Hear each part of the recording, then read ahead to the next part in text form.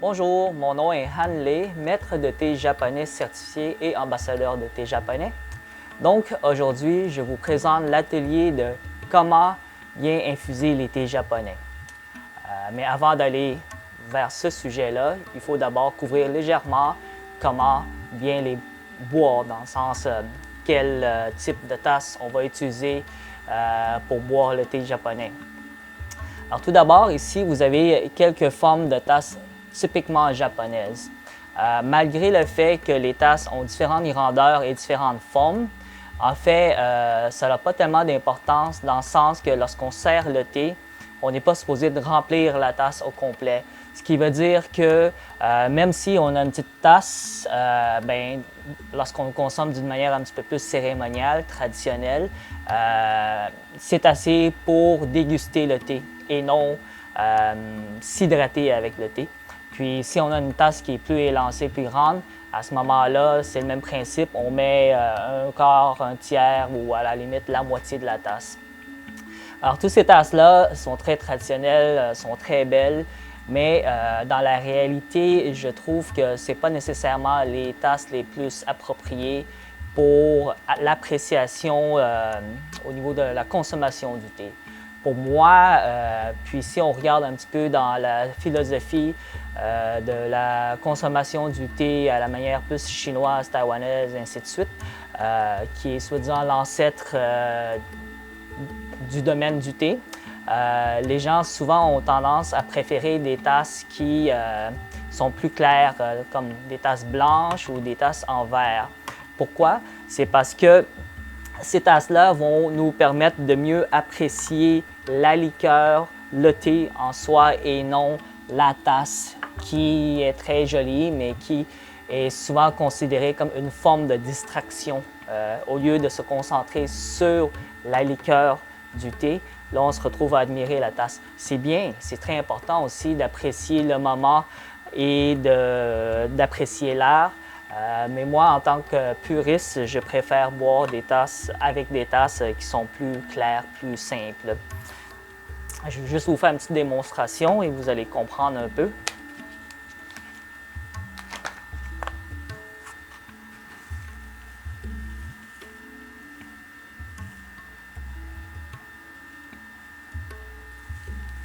Alors, lorsqu'on prend du thé japonais, du thé vert, en général, les feuilles sont très fines, très tendres et à ce moment-là, on ne veut pas nécessairement aller chercher les feuilles de thé avec une cuillère parce qu'en faisant ça, on va briser les feuilles et les feuilles plus émiettées risquent de causer un problème au niveau de l'infusion du thé. C'est-à-dire que soit les feuilles vont passer à travers les trous du filtre ou vont bloquer la membrane du filtre, ainsi de suite. Alors, donc, traditionnellement, on prend 5-6 grammes pour à peu près 250-300 millilitres.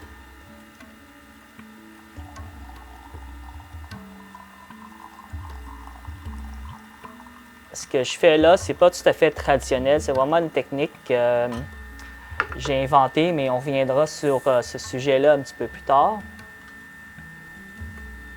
C'est juste ici, le but c'est de vous montrer en utilisant tel type de tasse, quel sera le résultat au niveau visuel et gustatif. Parce que bien infuser le thé, c'est une chose, mais il faut aussi pouvoir bien le consommer. Donc, une petite infusion de 15-20 secondes et une deuxième infusion flash qui double l'intensité des arômes et du goût et des goûts du thé sans donner de l'amertume.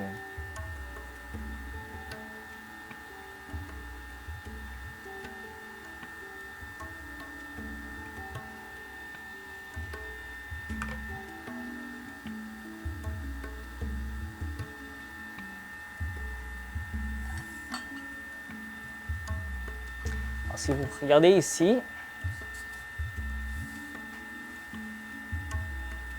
en utilisant différentes tasses, le résultat visuel diffère énormément et comme vous pouvez le voir, parfois c'est beaucoup plus agréable de boire un thé avec une belle liqueur, une belle robe comme ça, dans des tasses qui sont plus claires. On arrive à mieux apprécier le thé que dans des tasses qui sont trop foncées, très jolies, mais foncées, on n'arrive plus à voir la liqueur.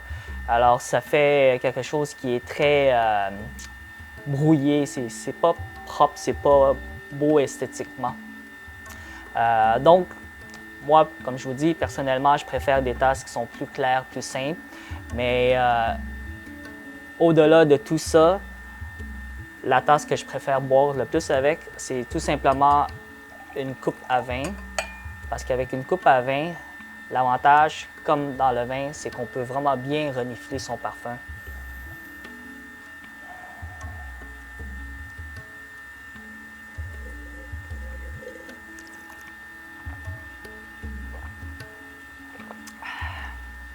C'est un peu comme le vin, le thé. C'est-à-dire qu'il faut vraiment sentir le parfum, ensuite le siroter, laisser l'oxygène rentrer dans la bouche pour vraiment bien aérer et bien propager tous les arômes, les molécules de goût partout dans la bouche pour vraiment bien couvrir nos sens, puis saturer nos sens et là vraiment comme permettre de percevoir toutes les nuances et l'évolution du thé. Versus des tasses comme ça, c'est encore une fois très joli, mieux que ça à mon avis, pour voir la liqueur, la couleur et tout, la robe, à travers la lumière, c'est magnifique, mais j'ai pas le même feeling. C'est comme je sirote quelque chose, mais je me sens un petit peu limité. C'est comme boire un bon vin puis dire, OK, ben étant donné que je vais siroter un petit peu à la fois, c'est-à-dire que je ne bois pas, je ne cale pas le verre, alors je vais utiliser une petite tasse qui ne permet pas la liqueur de bien respirer. Alors il y a une limitation à ça. Versus ça, ben, c'est pas traditionnel, mais c'est très élégant, puis on peut vraiment bien apprécier la robe de la liqueur. Et évidemment, le parfum qui dégage de ça, c'est incroyable. C'est magnifique. Alors voilà pour ce qui est des outils, des tasses pour consommer le thé. Maintenant, on va aller regarder les théières en tant que telles.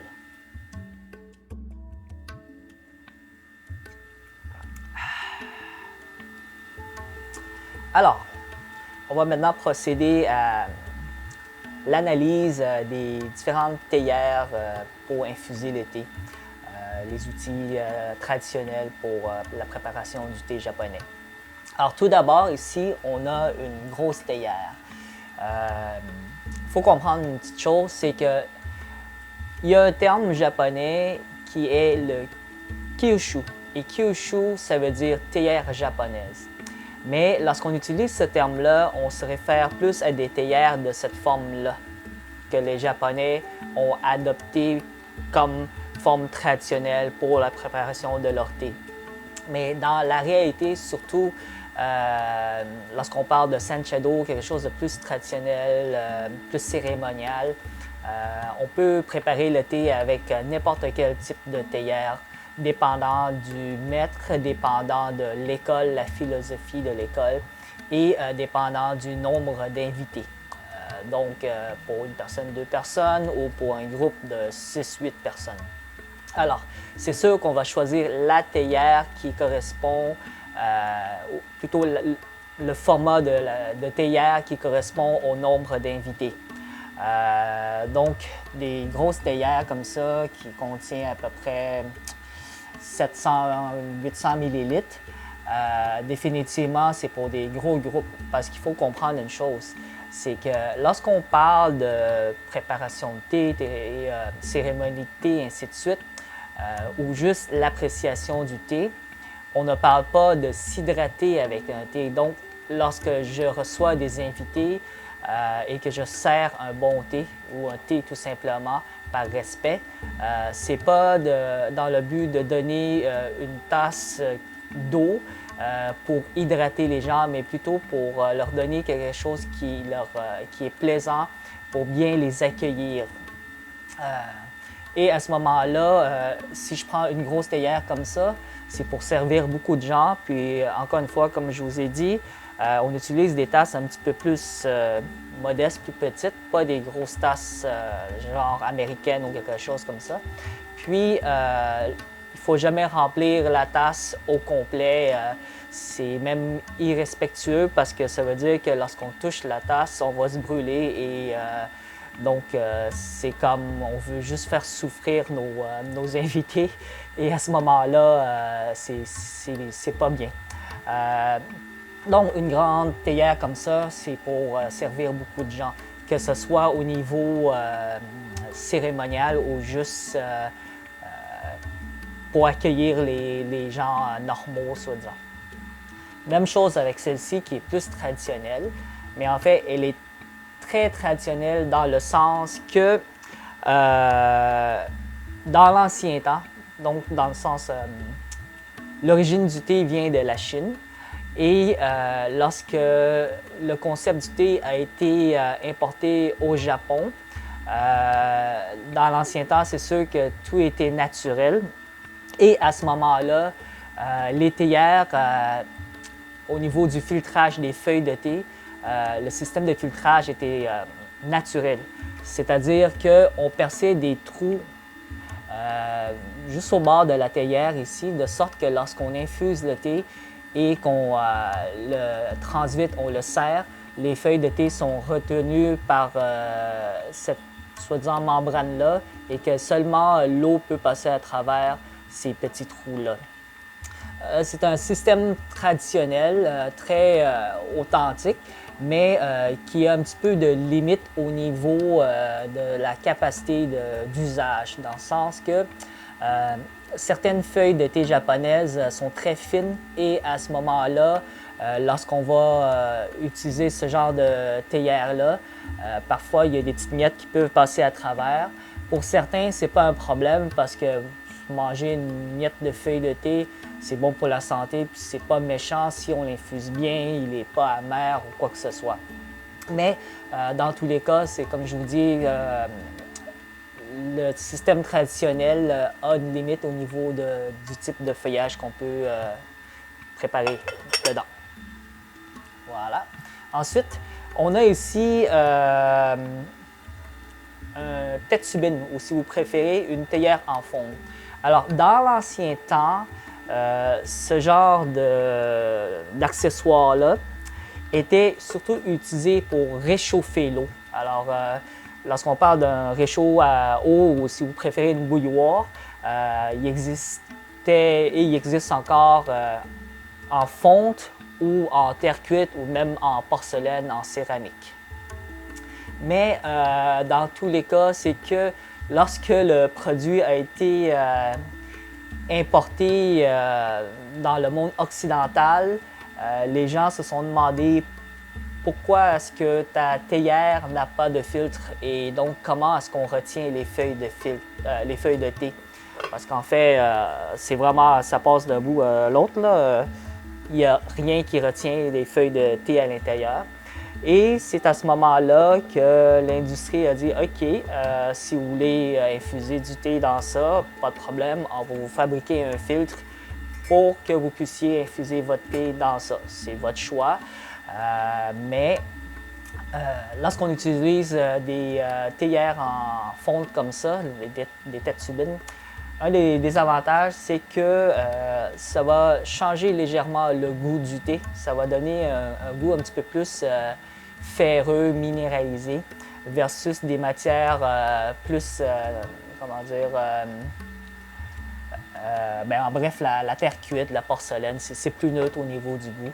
Alors, ça semble être intéressant dans le sens que ça garde bien la chaleur seulement si on préchauffe la théière ou sinon on garde au chaud avec une chandelle ou une source de chaleur.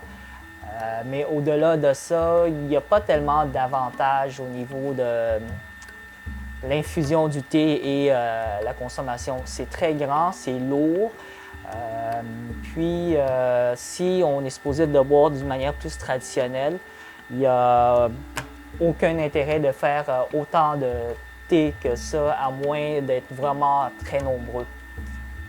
Mais sinon, au moins c'est très solide, alors c'est un avantage, moins de risques que ça brise. Les risques sont minimes, en bref. Voilà pour ça.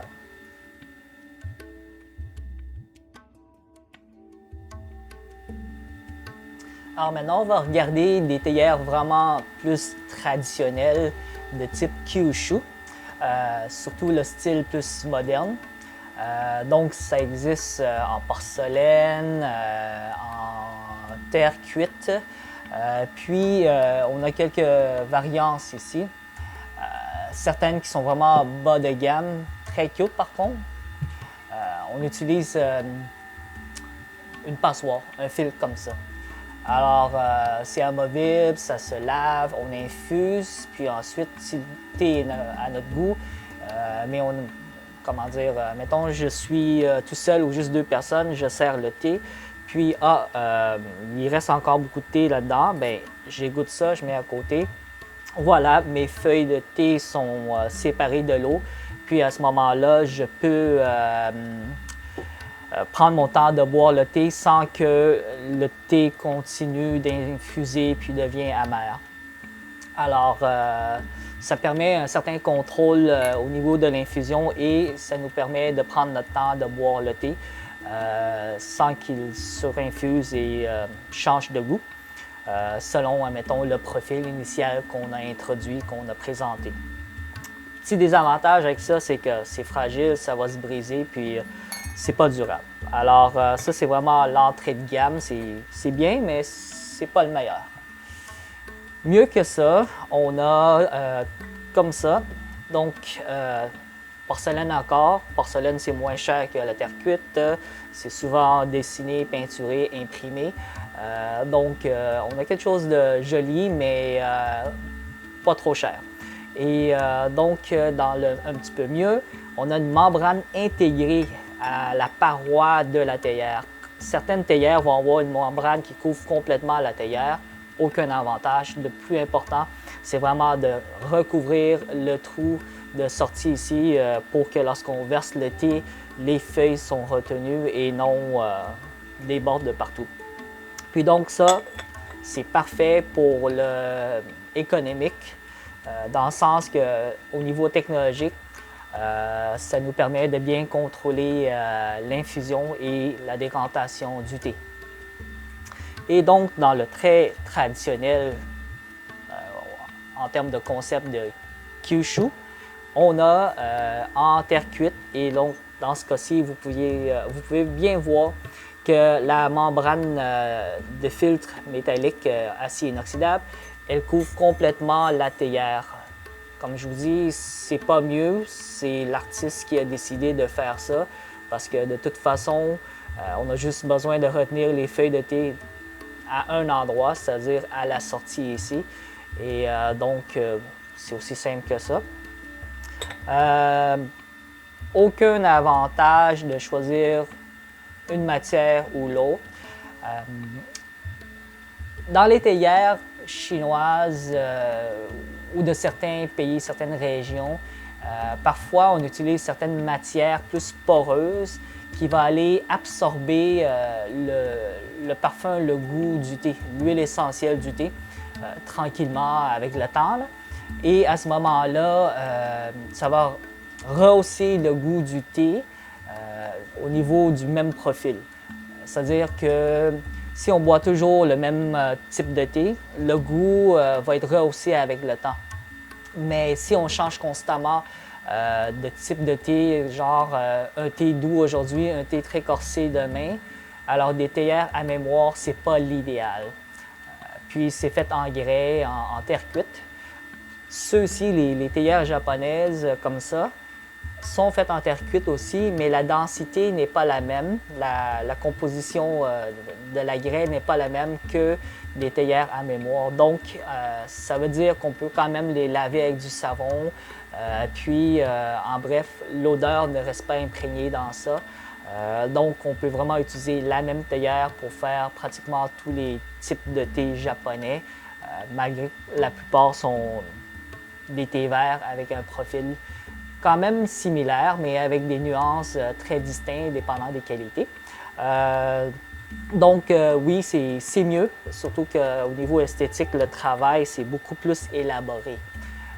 Puis sur ça, je reviens à un point que j'ai mentionné au début, c'est que moi, je veux apprécier mon thé, mais si quelqu'un veut apprécier le côté artistique de l'ensemble du service du moment, c'est pour ça qu'il y a des théières qui sont très, très jolies. Puis ensuite, on se concentre sur le thé avec une tasse plus sobre, plus modeste, mais qui a quand même des charmes bien distincts.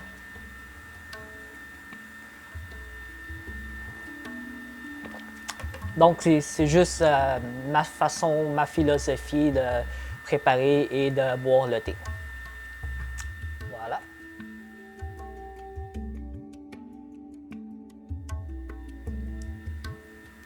Alors, on a ici un shibori dashi. Un shibori dashi, en général, il n'y a pas de filtre. Il n'y a rien qui retient. On dirait une assiette, un bol, puis il y a un couvert. Alors, un shibori dashi, c'est l'équivalent du gaiwan.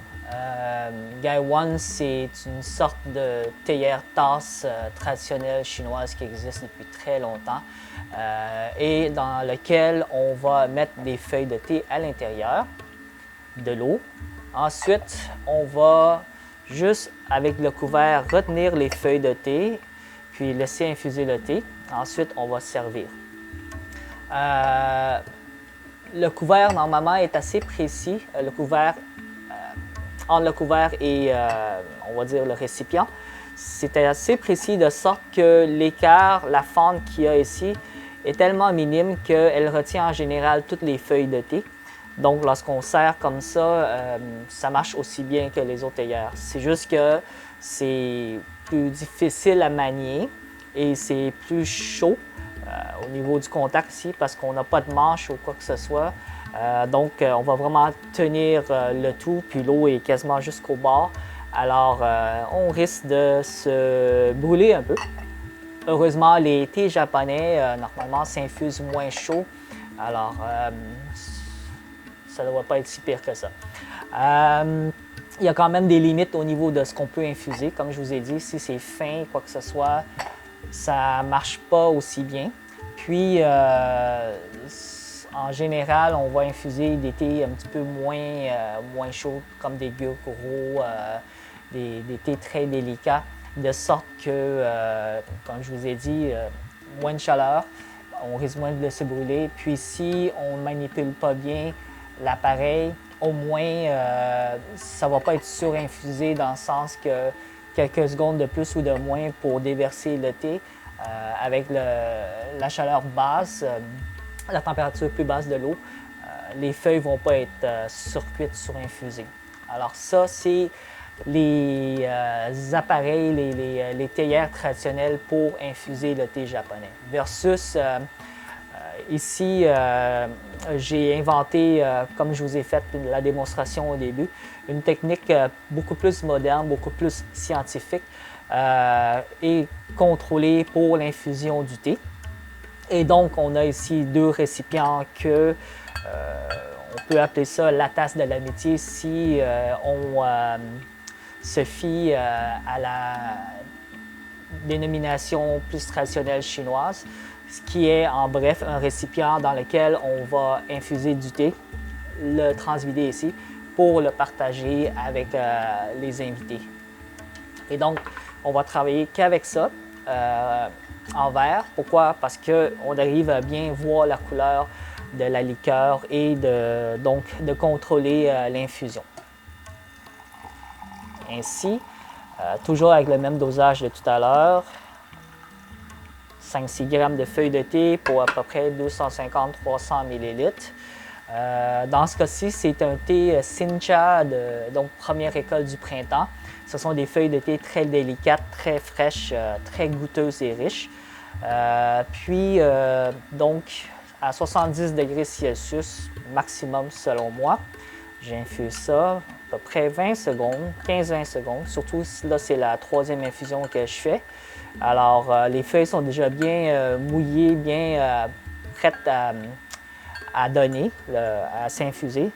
Et donc 15 secondes et je transvite à travers la passoire dans l'autre récipient pour faire une deuxième infusion flash et doubler d'intensité l'infusion, le goût, le parfum, sans nécessairement surinfuser les feuilles de thé dans le sens une infusion trop longue, une infusion trop chaude. On contrôle le tout, puis on peut voir tout de suite via la couleur de la liqueur qu'elle sort très bien et qu'elle est bien riche, bien goûteuse. Alors voilà, ça c'est une technique que j'ai inventée pour les infusions de thé.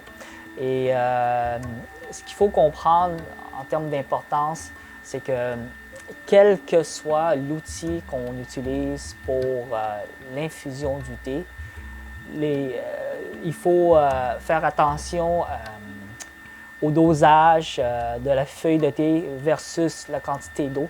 C'est-à-dire que d'une règle générale, 1 gramme équivaut à 50 ml d'eau.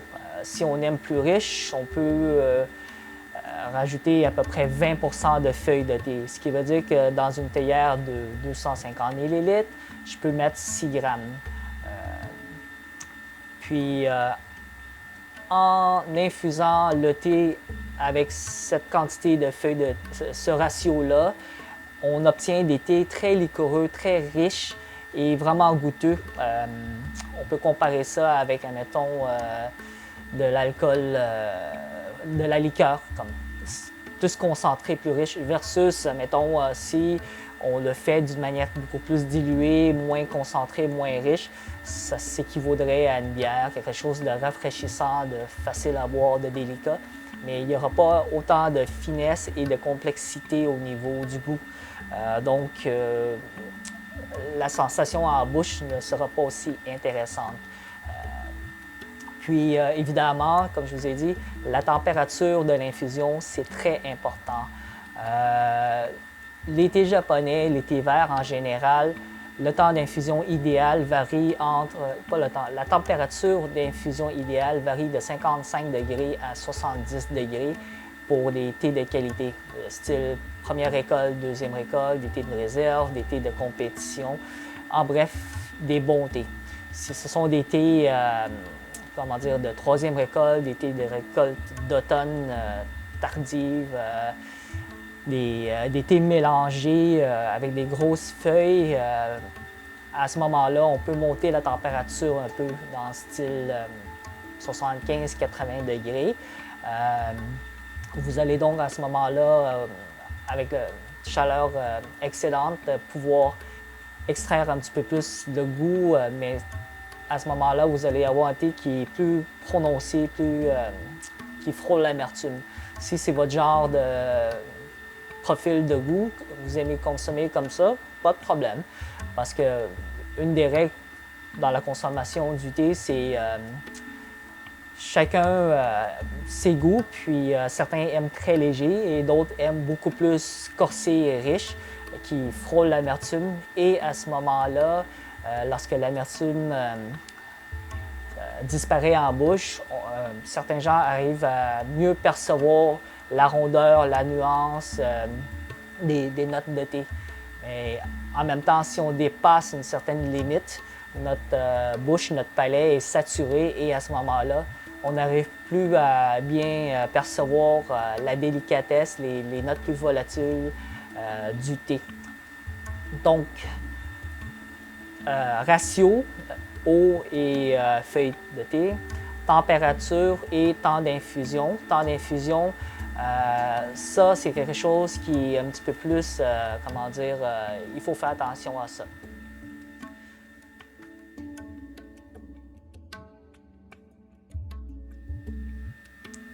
Alors, on arrive au point le plus important. Comment bien infuser les thés japonais? Alors, en fait, c'est une question un petit peu relative. Est-ce que vous voulez infuser votre thé d'une manière à pouvoir le consommer avec un profil de goût constant et stable comme on vous l'a présenté initialement, ou est-ce que vous voulez l'infuser d'une manière plus traditionnelle, cérémoniale, style Sand Shadow? Alors, si on parle de Sand Shadow, en général, les écoles de Sand Shadow vont vous enseigner une technique dans le style qui suit. Première infusion d'un thé, mettons un thé Sancha de première école de qualité, avec le dosage que je vous ai mentionné auparavant, à peu près 5-6 grammes pour 250-300 ml. À ce moment-là, première infusion, c'est 70 degrés Celsius pour à peu près 1 minute d'infusion. Ensuite, deuxième infusion, à peu près 80 degrés Celsius, ça va monter 2, 3, même 4 minutes d'infusion. Le goût est déjà beaucoup plus intense et riche. Et en dernier lieu, pour ceux qui le veulent, la troisième et dernière infusion avec de l'eau bouillante, ou presque, puis on laisse infuser jusqu'à 10 minutes d'infusion, ce qu'on appelle l'extraction de la soupe. Et à ce moment-là, ça sort tous les bienfaits et le goût final que les feuilles de thé peuvent donner. C'est très épais, très liquoreux comme technique, le Sand Shadow. Puis, comment dire, entre chaque infusion, le goût est complètement différent.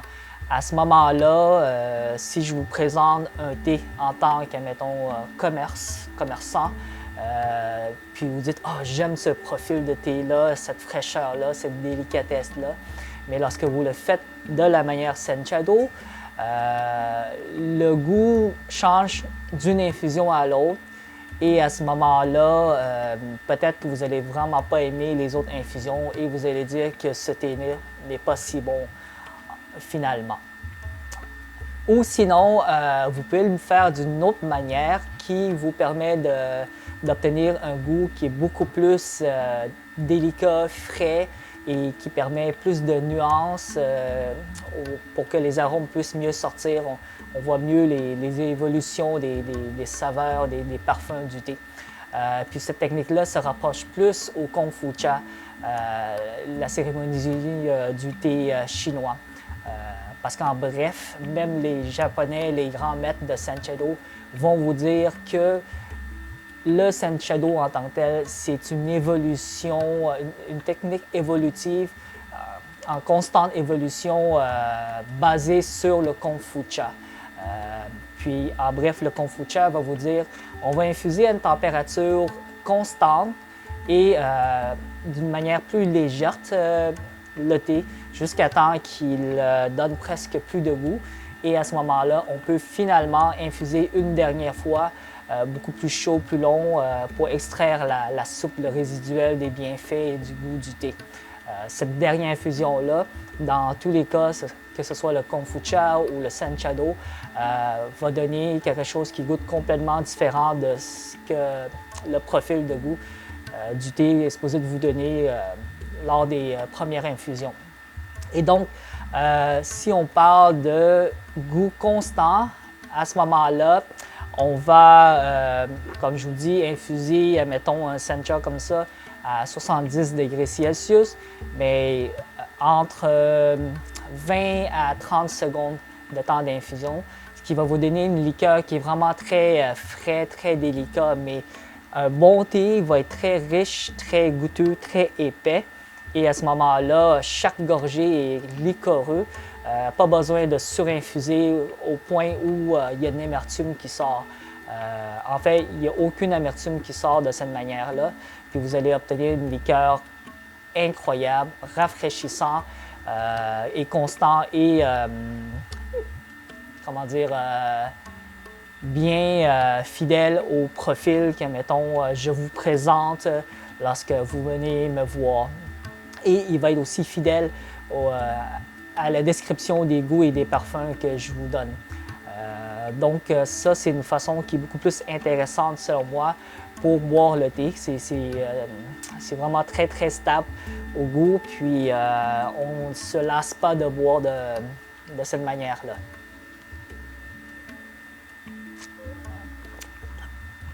Sinon, ce que je peux vous dire, c'est que chacun ses goûts. Si vous aimez plus fort, c'est votre choix. Si moins fort, c'est votre choix.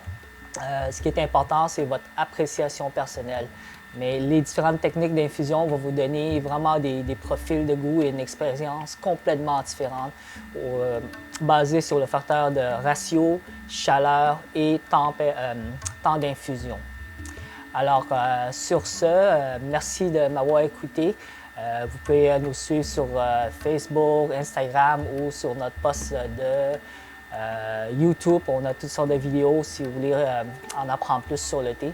Puis n'hésitez pas à nous contacter pour poser des questions. Merci, bonne journée.